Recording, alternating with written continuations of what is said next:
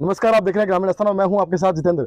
सत्ता का संग्राम कार्यक्रम चल रहा है। इस कार्यक्रम के दौरान हम पहुंचते हैं जनता के बीच और जनता से जानते हैं कि क्या उनके मुद्दे हैं, किन मुद्दों के आधार पर जनता वोट करेगी। साथ ही उन प्रत्याशियों के पास पहुंचते हैं और जानते हैं कि उनके क्या मुद्दे हैं, किन मुद्दों के आधार पर वो अपने लिए वोट मांगेंगे और पार्टी के लिए वोट मांगे। हम मौजूद हैं मेड़ता विधानसभा क्षेत्र में और हमारे साथ मौजूद हैं नागौर जिला के उप जिला प्रमुख और भारतीय जनता पार्टी के मेड़ता के प्रबल दावेदार कहे जाते हैं शोभा राम जी जयपाल। सबसे पहले बहुत बहुत स्वागत सर। धन्यवाद सर। शोभा राम जी, सबसे पहले आपका पारिवारिक बैकग्राउंड जानना चाहूंगा। किस बैकग्राउंड से करके आज इस मुकाम तक आप पहुंचे? मैं बहुत ही साधारण परिवार से आता हूँ जी। किसान परिवार है, खेती का मूल धंधा है हमारा और अच्छी खेतीबाड़ी से इनकम हो जाती है और बाकी बड़ा बिजनेस है नहीं, किसान परिवार से आता हूँ। जी शोभा राम जी, एक सामान्य परिवार से राजनीति के आदमी सोचना और राजनीति में इतना उप जिला प्रमुख जैसे बड़े पद पर रह करके विधायक जैसे बड़ी दावेदारी करना, ये मैं भारतीय जनता पार्टी को धन्यवाद देना चाहूँगा कि इन्होंने एक सामान्य परिवार के आदमी को इतने बड़े बड़े पद पे आसीन करवाए। इसके लिए मैं भारतीय जनता पार्टी परिवार का दिल की गहराई से हार्दिक धन्यवाद देना चाहूँगा। जी शोभा राम जी, राजनीति में आने का प्रमुख कारण क्या रहा? मेरा परिवार शुरुआत से ही भारतीय जनता पार्टी से जुड़ा हुआ है, लगभग पिछले 50 सालों से। तो पारिवारिक बैकग्राउंड मेरा राजनीति का शुरुआत से ही था। 95 में रिया प्रधान का चुनाव लड़ा, पंचायत समिति मेंबर भी मेरे बड़े पिताजी थे। तो मैं राजनीति में कोई नया नहीं हूँ। मेरा परिवार बीजेपी में वर्षों से जुड़ा हुआ है और अब हमारे बड़े पिताजी की एज भी काफ़ी हो गई है। तो हमारे परिवार से एक राजनीतिक जनता की ये मांग थी कि आप चुनाव लड़ो। तो यहाँ वहाँ जिला परिषद की रिजर्व सीट थी और क्षेत्र की जनता ने आके मेरे से कहा भाई चुनाव आपको लड़ना पड़ेगा। मैं राशन डीलर था, इस्तीफा दे के चुनाव लड़ा हूँ और जनता की अपेक्षाओं पर मैं अभी खरा भी उतरा हूँ और जनता की मांग पे मैं चुनाव लड़ा। फिर पार्टी ने उप जिला प्रमुख बना दिया। उप जिला प्रमुख भी मैं अच्छे वोटों से जीता नागौर में। और अब क्षेत्र की जनता की मांग है कि मेड़ता रिजर्व सीट है तो आपका भी हक बनता है कि आप मेड़ता से दावेदारी करो। 3 साल में मैंने जिला परिषद में अनेक क्षेत्र में काम करवाए जी, इसलिए स्वाभाविक रूप से मैं जनता की मांग के अनुसार दावेदारी पेश कर रहा हूँ। शोभा राम जी, आपकी शिक्षा कहाँ तक हुई? शिक्षा के बारे में जानना चाहूँगा। मैं एमए बीएड हूँ जी। राजनीति विज्ञान में एमए हूँ।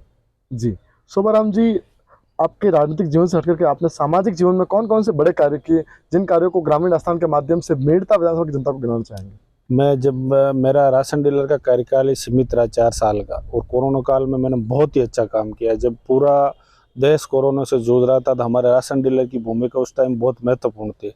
उस समय में हमने जनता की कैसे घर घर होम डिलीवरी गेहूं की आपूर्ति करनी है और भी जो सुविधा थी वो मोदी जी की उज्ज्वला योजना में जो गैस कनेक्शन थे उस टाइम मैंने घर घर क्षेत्र में गांव-गांव जाके सर्वे करके उनको कनेक्शन दिलवाए।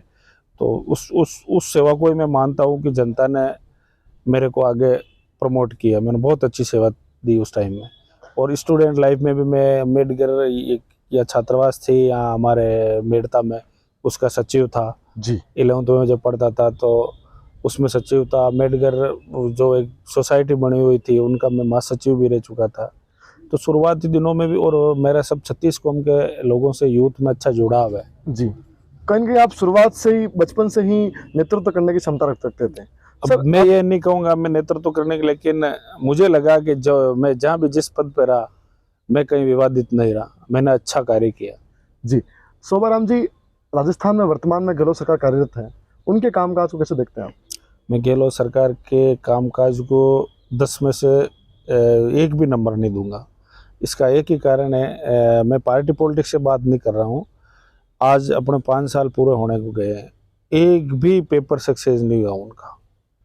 मैं खुद कभी रीट का अभ्यर्थी था, कोर्ट कचहरी इसके चक्कर में 5 साल में कोई भर्ती सक्सेस नहीं हुई।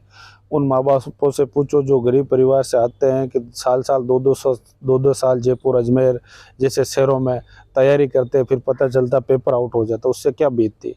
अभी जो ये किसानों को जब हमने मांग की, इतनी सर्दी कड़ाके की ठंड पड़ रही थी तो उस टाइम उन्होंने लाइट दिन की करनी चाहिए, उस टाइम रात में कर दी। और किसानों को ये किसानों के लिए एक भी अच्छी योजना है ये नहीं लेके आए, तो हम किस हिसाब से उनको अंक दे रहे हैं? अभी चुनावी मौसम में वो चुनावी लॉलीपॉप बांट रहे हैं, तो मैं तो उनको कुछ नहीं मानता हूँ कि वो अगर काम करना ही चाहते थे तो पहले भी शुरू कर देते, कौन रोक रहा था उनको? ये योजना उनके बस की थी। वो तो 5 साल कुर्सी की लड़ाई में वो सीएम मैं सीएम वो सीएम मैं सीएम ऐसे ही निकाल दिए। कहीं ना कहीं सत्ताधारी लोग बैठे हैं, जो सत्ता में लोग बैठे हैं, उनका मानना है कि हमने जो योजनाओं का जो पिटारा खोला है गहलोत सरकार ने, उसके बल पे फिर से लौट रहे हैं सत्ता में। क्या मानना है आपका? नहीं, पिटारा खोलते तो मैं कह रहा हूँ वो शुरुआती दिनों में ही खोल देते, अब खोलने का मतलब क्या? पिटारा पिटारा तो मोदी जी ने खोला जनता के लिए। 2-2 हजार की किस्त उस टाइम जब से जीते तब से वो आ रही है लोगों के। उज्ज्वला योजना चल रही है। पिटारा तो आयुष्मान भारत योजना, पिटारा तो मोदी जी ने खोला। जो उनकी योजना है वो पूरे लॉन्ग टर्म के लिए बनी हुई है। ये तो अब चुनाव 6 महीने में ये जो योजना है ये बढ़ती है, ये जो कर रहे हैं, इसका क्या मतलब है? जी, मैं जानना चाहूंगा, ये तो राज्य की बात होगी। यहाँ राजस्थान में बात करूँ तो यहाँ से वर्तमान में एमएलए हैं राष्ट्र लोकतांत्रिक पार्टी से इंदिरा जी बावरी, उनके कामकाज को आप कैसे देखते हैं? इंदिरा जी बावरी प्रथम बार विधायक हैं, तो उनका आंकलन में ये कह के करना चाहूँगा कि वो भी सत्ता विरोध में लड़ती रही, सत्ता उनकी नहीं थी, मेड़ता में विकास नहीं हुआ। हालांकि गहलोत सरकार ने 2 करोड़ से 5 करोड़ फंड कर दिया एमएलए का। एक सांसद के भी साल का 5 करोड़ आता है, एक एमएलए के भी 5 करोड़ आता है। तो मैं नहीं मानूंगा कि 5 करोड़ का क्षेत्र में जहाँ विकास होना चाहिए था वो हुआ। जी, शोभाराम जी, जानना चाहूंगा कि इस विधानसभा क्षेत्र के कौन कौन से बड़े मुद्दे हैं जिन मुद्दों को लेकर अगर पार्टी ने आपको मौका दिया तो उन मुद्दों को लेकर आप मैदान में नजर आएंगे? मेरे सबसे बड़ा मुद्दा है कि क्षेत्र में 36 कौम का विकास कैसे हो, वो अमन चैन से कैसे रहे। जी, शिक्षा, रोजगार, जो यहाँ के मेरा इंडस्ट्री, औद्योगिक इंडस्ट्री मेड़ता में जैसे गोटन है, और रिको विकसित करने का मेरा है कि यहाँ के रोजगार, स्वरोजगार पैदा करूँ जिससे मेड़ता के क्षेत्र के लोगों को रोजगार मिलता रहे स्थायी रूप से, किसानों को पर्याप्त बिजली मिले। सबसे बड़े गाँवों के अंदर सड़क, पानी, बिजली की समस्या वो कैसे दूर हो। मेरे सबसे बड़े यही मुद्दे रहेंगे चुनाव में। यहाँ अगर मेड़ता सीट की बात करें तो यहाँ पर अमूमन सड़कों की हालत बहुत खस्ता देखी। हमारी जो ग्राउंड रिपोर्ट की टीम तैयार की, वहाँ से मालूम पड़ा कि सड़कों की हालत बहुत ही बड़ी खस्ता है। उसके बारे में आप क्या मैं कहना खुद चाहेंगे? मानता हूँ है सड़कों की हालत बहुत ही ज़्यादा। कुछ हमारे एमपी साहब ने बहुत अच्छे प्रयास करके करवाए। मैं कह रहा हूँ ना, 2 करोड़ से 5 करोड़ एमएलए के फंड हो गए। तो मेरा तो ये मानना था, प्राथमिकता ये होनी चाहिए थी कि हर गांव सड़क मिले जिससे आदमी आराम से शहर आ सके जी, और आपस में गांवों का जुड़ाव हो। तो ये तो एमएलए साहब को सोचना चाहिए था।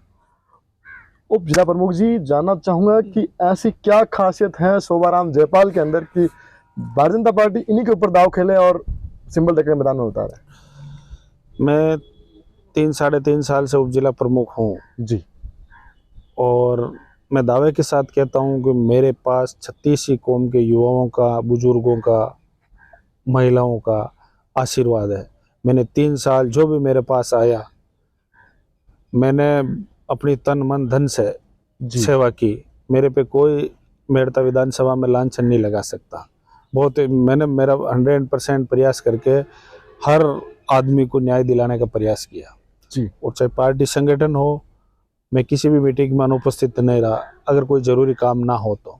जी, क्योंकि हम अभी उप जिला प्रमुख का दायित्व संभाल रहे, तो वहाँ भी जिला लेवल पे भी हमें जाना होता है और संगठन की मीटिंगों में भी जाना होता। तो हमने ये प्रयास किया कि हमने फर्स्ट चुनाव में उप जिला प्रमुख होते हुए भी समन्वय बनाने का जनता के, पार्टी के बीच में, मेरे हिसाब से मैंने अच्छा किया। जी, उप जिला प्रमुख जी, एक चीज़ और जानना चाहूँगा आपसे। वैसे तो हमारी शुभकामना सभी के साथ रहती है, लेकिन क्या होता है कि जीतता एक, हारते सब है। बिल्कुल। टिकट एक को मिलता है, बाकी सब ऐसे ही बिना टिकट के खड़े हो जाते हैं। तो क्या शोभाराम जी जयपाल को अगर पार्टी ने मौका नहीं दिया, 1% चांस भी ऐसा मौका हुआ कि मौका नहीं दिया, तो क्या वो जो परिपाटी चली आई निर्दलीय की पिछली बार की तरह, क्या शोभाराम जी जयपाल भी निर्दलीय के रूप में नजर आएंगे? पार्टी ने मुझे फर्स्ट चुनाव में उप जिला प्रमुख बनाया है। शोभाराम जयपाल कभी पार्टी से बगावत नहीं करेगा। हालांकि हमने 50 साल सेवा की पार्टी की जी, और आगे भी करेंगे।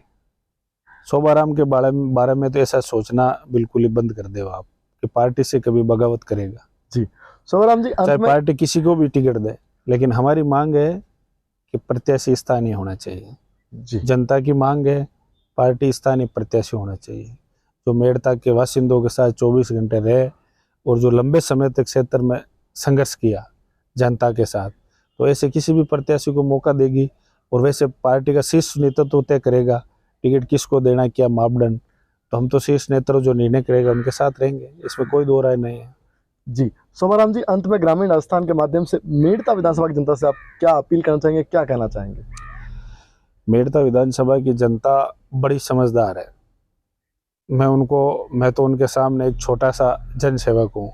मेड़ता विधानसभा का निर्णय पूरा राजस्थान में गूंजता है और उनको अच्छी तरीके से पता है भारतीय जनता पार्टी में योग्य उम्मीदवार कौन है, कांग्रेस में कौन है या आरएलपी में कौन है। तो भारतीय मेड़ता विधानसभा की जनता को मैं कोई सुझाव नहीं देना चाहूँगा, मैं तो उनसे हाथ जोड़ के निवेदन ही करूँगा कि ये जो आपका निर्णय आने वाले समय में ये मेड़ता का विकास तय करेगा कि कौन सा प्रत्याशी मेड़ता विधानसभा में 36 कौम को साथ लेके चल सकता है और कौन सा योग्य उम्मीदवार जो मेड़ता की जायज मांग को विधानसभा में मजबूती से उठा सकता है, कौन सा विधानसभा का योग्य उम्मीदवार जो यहाँ जातिगत जहर फैला हुआ, जो जहर फैलाने की कोशिश कर रहे हैं, उनको कौन मिटा सकता है। ये मेड़ता विधानसभा की जनता को अच्छी तरीके से याद है, इसलिए मैं उनको सुझाव नहीं दूंगा, उनसे निवेदन करूंगा एक योग्य जो मीराबाई की यहाँ धरती है, एक ऐसा संदेश देवे आने वाले समय में मेड़ता विधानसभा के चुनाव में। और ये इसके चुनाव की गूंज हर समय राजस्थान में गूंजती है और अब की बार और गूंजेगी कि ऐसा कैंडिडेट देगी मेड़ता विधानसभा की जनता। इसके लिए मैं उनका तो पहले ये आभार करूंगा कि मुझे उप जिला प्रमुख रूप में आपने 3.5 साल तक झेला और आगे भी अगर मेड़ता विधानसभा की जनता मुझे सेवा का मौका देगी तो मैं तो इसी तरीके से सरल स्वभाव का, कुछ लोग मुझे कहते हैं आप उप जिला प्रमुख हो, आपका कोई उप जिला प्रमुख वाला डेकोरम नहीं है। मैं तो पहले भी ऐसा ही था, आज भी हूँ और आगे अगर भारतीय जनता मौका देगी तो शोभाराम जयपाल का ऐसा ही साधारण सरल रूप देखने को मिलेगा। जी, ये थे हमारे साथ शोभाराम जयपाल, जिन्होंने वादे तो काफी बड़े बड़े किए हैं। अब देखना है कि जनता कितना जनादेश देती है। उससे पहले देखने वाली बात होगी क्या पार्टी इनको मौका देती है या निर्दलीय का रुख अपनाते हैं, ये तो आने वाला वक्त बताएगा। अभी के लिए बस इतना ही। देखते रहे ग्रामीण राजस्थान, सत्ता का संग्राम। कैमरामैन जितेंद्र सैन के साथ।